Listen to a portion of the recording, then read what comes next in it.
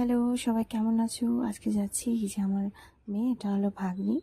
তো আমার মেয়ের জন্য একটা পুতুল কিনতে যাচ্ছি।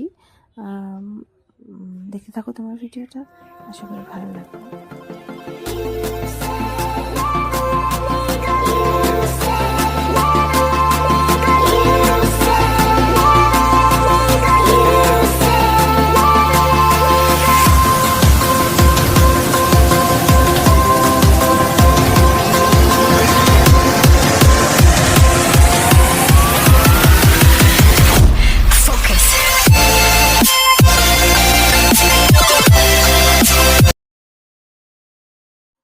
দেখো পুতুল পেয়ে কত খুশি, কিন্তু এই কালারটা আমার একদম পছন্দ হয়নি। নেক্সট উইকে গিয়ে নিয়ে আসবো অন্য কালারের।